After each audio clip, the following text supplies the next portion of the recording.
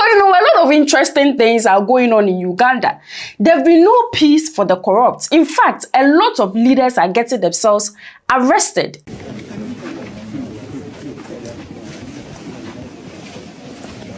What are their offenses? That is why Light is here, to give you all the Koyi city. So, there was election in 2026 in Uganda.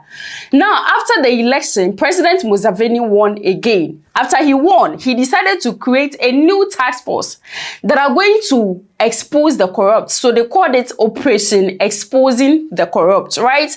And one of the people that he appointed as a minister to be the leader of the entire thing is the man that we are seeing on the screen. His name is Balaam Barugahara. I am just a Ghanaian. Now, this man has really been working after his appointment.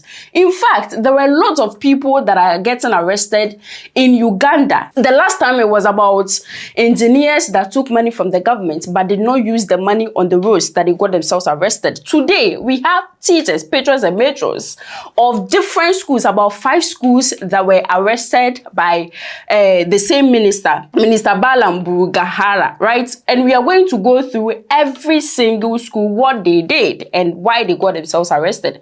The very first school we are going to go to is in Machara district, if you find your way to Uganda. And then the school we are going to talk about first is Mida Primary School. What happened there? Now, the head teacher of this school decided to add some ghost names in the enrollment list, right? So if in the school they have about 700 students, he went ahead to add some up to about 1,300 students. Why? Because the government actually caters for the students. When you find your way to Uganda, the primary school education to JTS is free. You are not going to pay anything. So to get money from the government in terms of books, in terms of whatever care that the government is providing for the students, they decided to add a bunch of ghost names to the students' enrollment list. Adjacent to this health center is a government center of learning of Koyi Primary School. And why I'm here, I'm not here to take tea.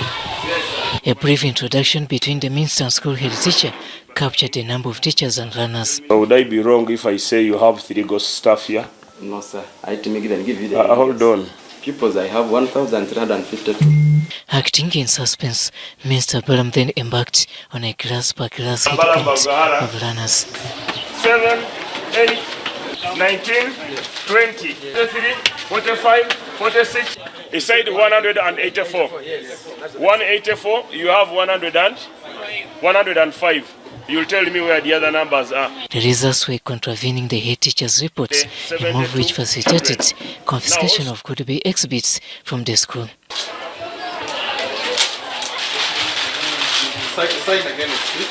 It is estimated that the government is likely losing 14 million shillings per term, totaling to 52 million shillings per year. The government is losing how much per term? 14 million, 98,648. So the minister himself had to count the students. 1, 2, 3, 4, 5, 6, 7. And at the end of the day, he realized that about 500 students are not in school. Now, no matter what, you cannot tell me that in a day, 500 students will not come to school. And that is how he said, arrest them. The inappropriacies in data led to the arrest of Mabonga Perez, the school administrator. We are going with you to the district. Okay,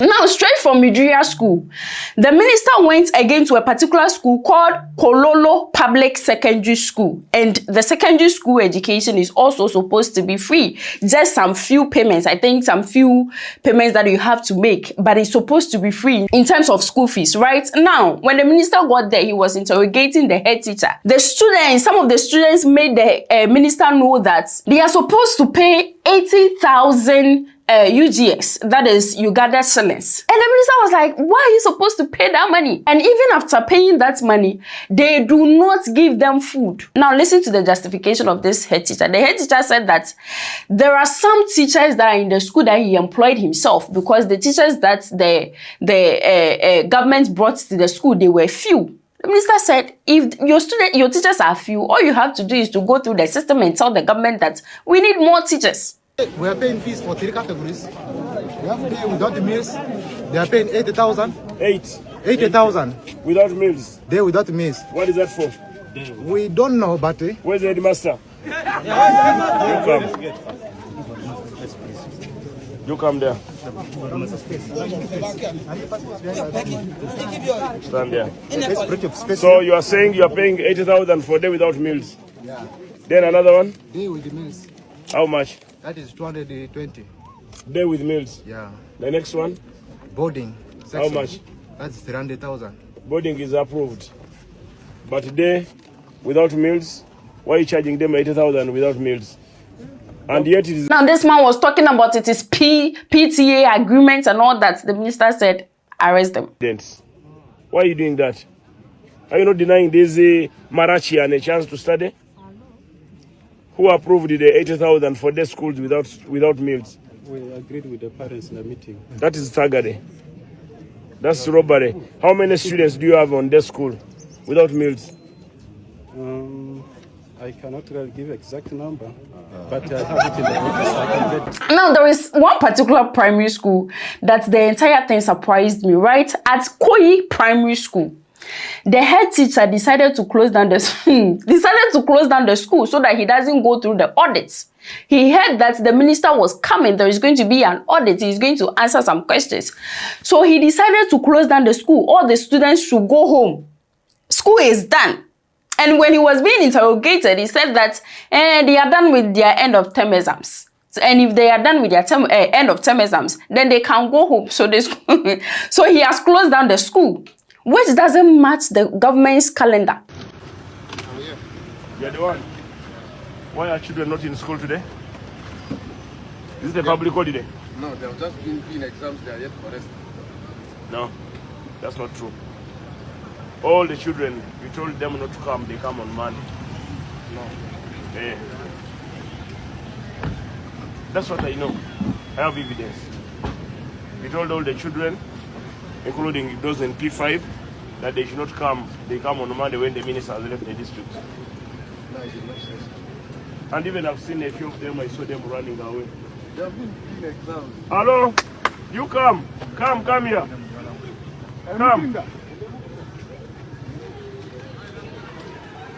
So anyway, we shall go with you and we'll get more details from you. Let's go together at the district. You tell me the truth. You tell me the truth. How many students do you have in this school? We have 1,480. 1,000? 480. 1,400. Because I know the truth. The actual number. I know the truth. And the truth will save you. That's what Give me the actual number. Headmaster, I know the truth. By the time I come here, I know the truth. Because Marasha has how many schools? How come I've come here? You know the truth. So what is the truth? What's the actual number? I don't have to quarrel with you. I will just move away. Because I know everyone is planning something small to survive. So what is the actual number? That's what I registered actually. So the minister said that that particular man too should be arrested, together with some teachers that they conspired to close down the school. Okay, let us go and discuss in the car we are going. You can give him a lift in your car. We go with him as we discuss and let's go slowly and we discuss. Now, the last exposure and the last headmaster that was arrested was done in a different district, not Machara, but this time around in a district called Mbale district, right? And it was also done by Minister Balam.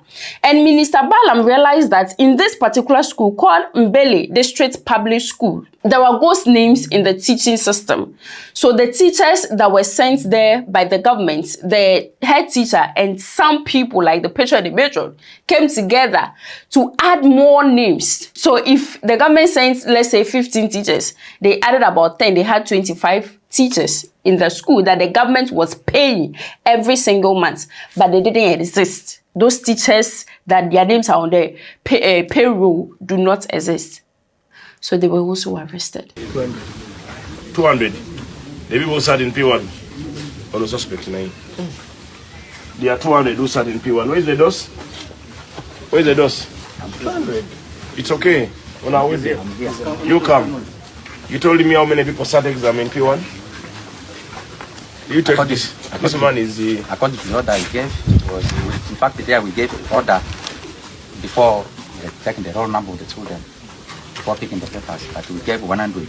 Okay, fine. So you're a very honest man. I like you for being very honest. You have said it 200. Where is State House and Corruption?